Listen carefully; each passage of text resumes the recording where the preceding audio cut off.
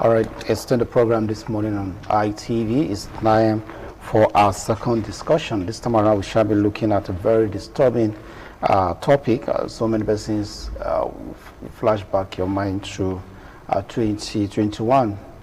So many building collapse. Even early this year, somewhere in Lagos State, we had a terrible situation.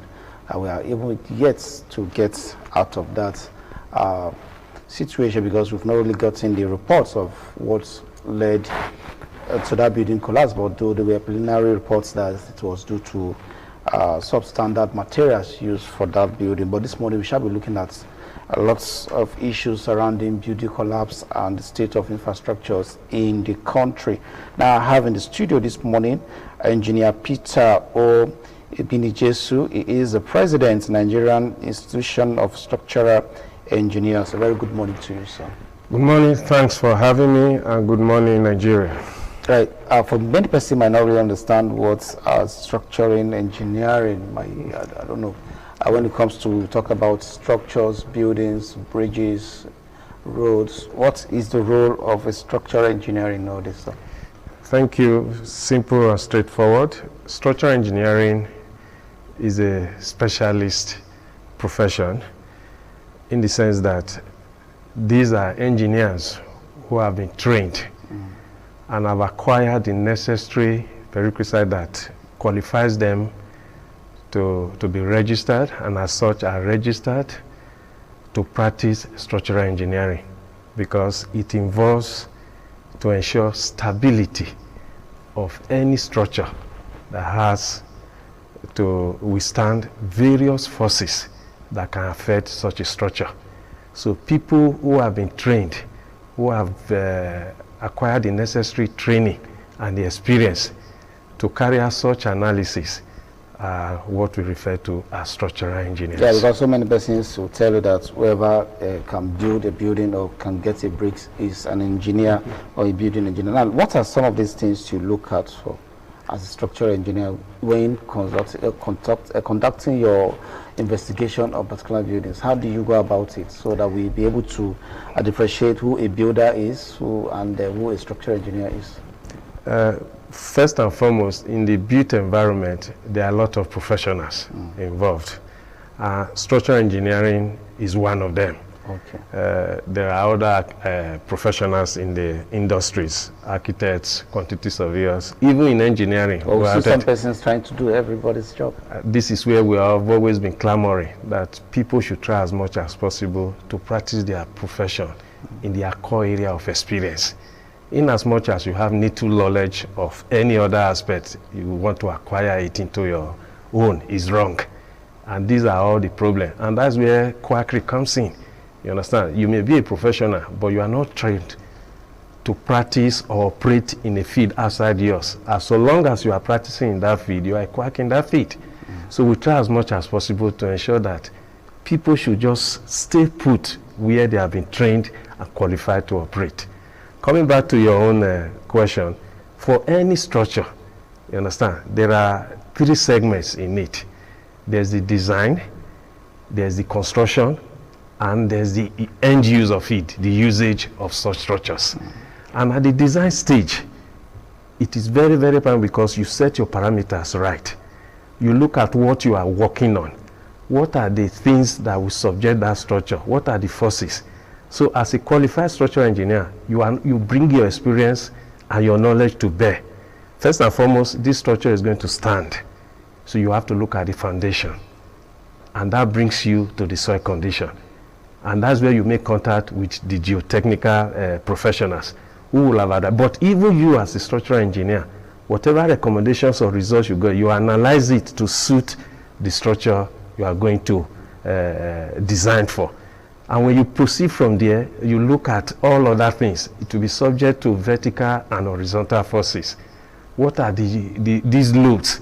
And as a structural engineer, you have to ensure that whatever structural elements you are designing, they can withstand these loads, either vertical or horizontal. And overall, they then bring it to bear on your foundation. So the type of foundation carrying on this load, and based on the bearing capacity of the soil, will determine the foundation type that can now withstand. And once it is very sure that you have analyzed all these things and you have taken all the forces into consideration, you are convinced, and this is where it comes in.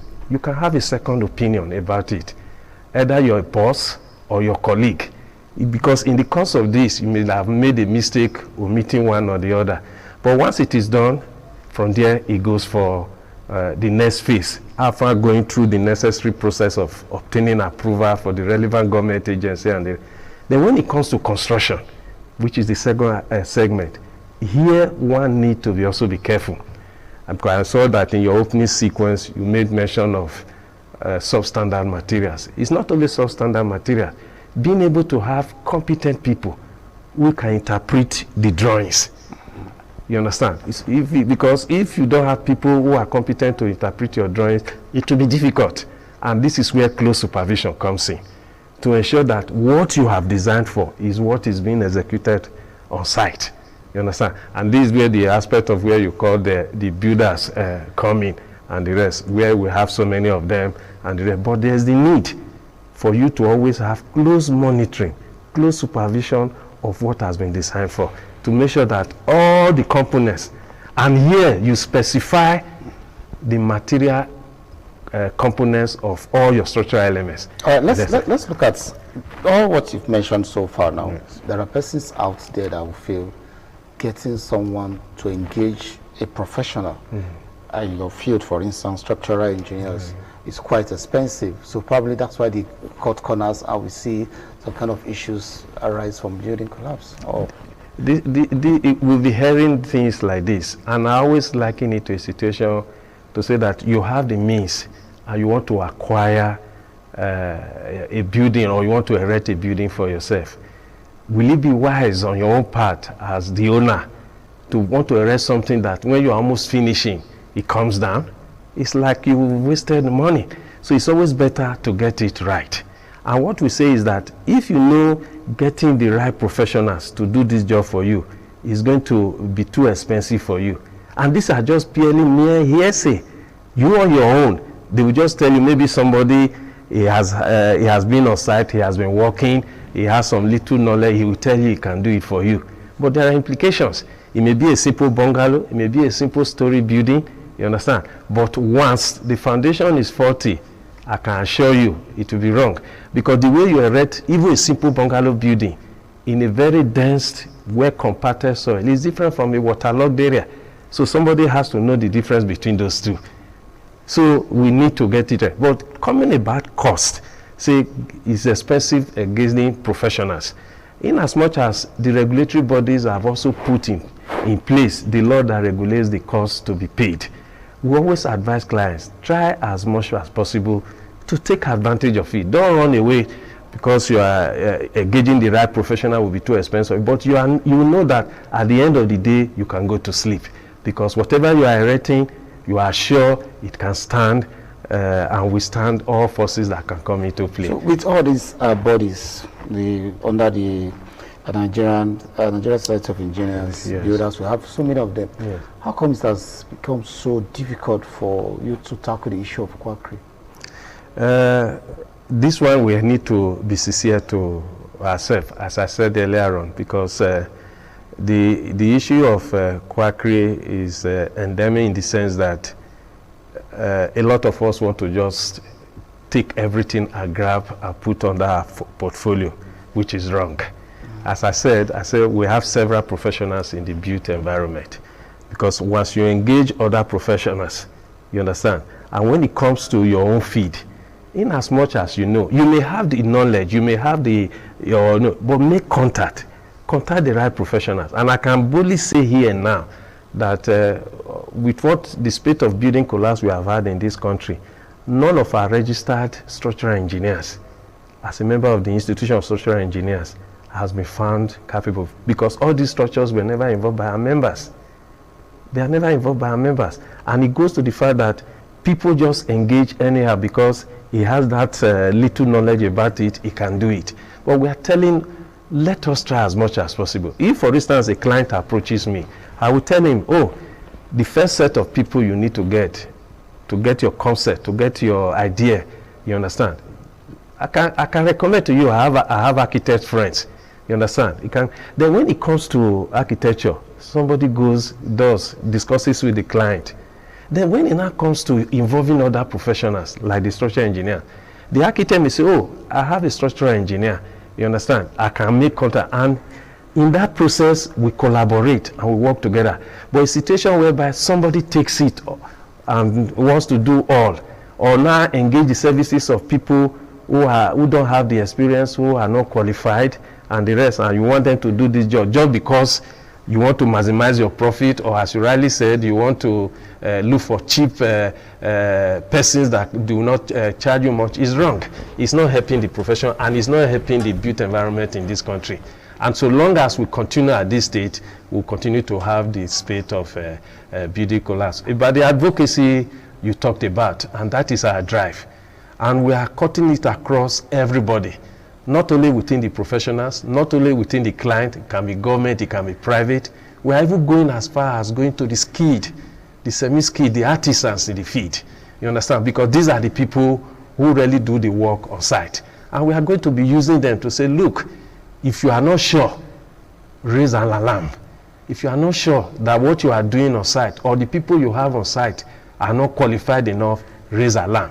The regulatory body, for us engineers, that is COREN, Council for the Regulation of Engineering in Nigeria, you understand, is in the forefront of this. And by the new act of COREN, COREN is being empowered to regulate the practice of structural engineering, including us too, as structural engineers. And we just know that by the time all these things are put in place, we are going to have situations whereby there will be sanity in the built environment, so that we can reduce, or if not entirely eliminate, this spate of building collapse in the country. Well, if we cannot eliminate, like you said, we can't reduce it. But can you determine the lifespan of a building? Is it possible from the stage of erecting that structure, can the lifespan of a building be determined? Of course, it can be determined, but everything still comes down to the maintenance. Okay. You don't just erect a building and you just leave it to go, because such structures will be subject to wear and tear, can be subject to abuse.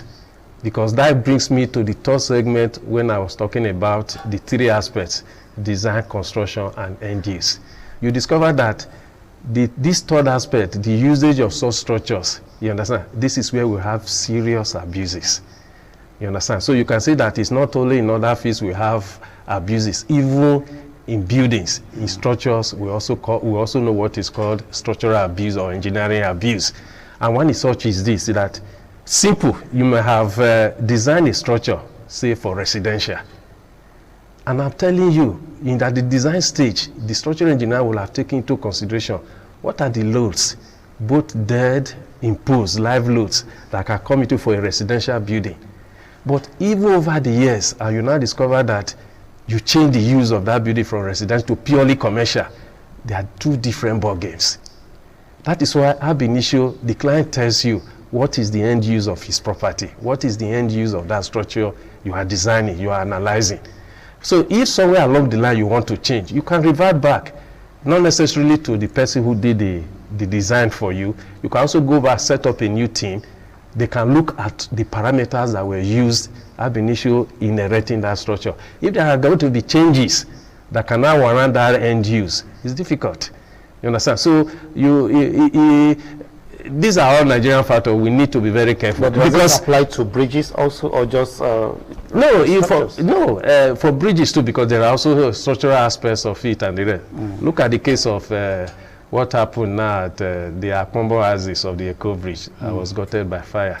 Is it not because people were living there? You understand? Because if that underneath that bridge was free, you understand, and there were no commercial activities, we would not have had. You understand? And I want to use this opportunity to also thank COREN, who had engaged us to visit that site. And as a professional institution, we have carried out some preliminary investigations. And we just feel that government need to be very strong in this to ensure that commercial activities underneath these bridges are stopped forthwith, because you are never in control of what happens there. Even apart from the area that was gutted by fire, we discovered that other piers, what we call supports, were being, I don't know what were happening, they were being hacked and the rest. That if you see what is happening there, you will God that it's really the mercy of God that we're a lot of safety, and we thank God that no life was lost at that incident. Yeah, before we let you go, so let's look at building materials, for instance. Like I said earlier, and you were trying to justify that it is not just inferior materials or standard that might lead to building collapse. The cost of building materials in the country, does it affect structures also? Of course, the cost of building materials affects, you understand, because of recent, because of the crisis we have had in the energy sector in this country, and the prices of PMS and of recent diesel, where we have, it affected prices of building materials. When I said materials, and this is where the Standard Organization of Nigeria comes in for the regulation of standards, and it still goes down to this idea of making brisk money, everything just money, people cut corners. But what we are ensuring that if you engage with the right professionals, they will help to cross-check. Because as a structural engineer, any material that comes to site, there are basic things you look out for. And if it's not going to meet what you have used in your design analysis, you can reject, you can bring it to their attention. And these materials are subject to various tests to ensure that they meet the required standards. So, and in the market, there are a lot of inferior ones, there are a lot of imitation, there are a lot of, so it's a whole holistic problem, and we just pray that we professionals should be up and doing to ensure that, as I said, remain in your area of core competence, and try as much as possible, contribute your own quota to reduce this sanity. Thank you very much. Thank you so much, Engineer Peter Iminijesu, is the President, Nigerian Institution of Structural Engineers. Thank you so much for your time once more. Thank you very much, and thank you for having me. Take a quick break here. When we return, the program continues.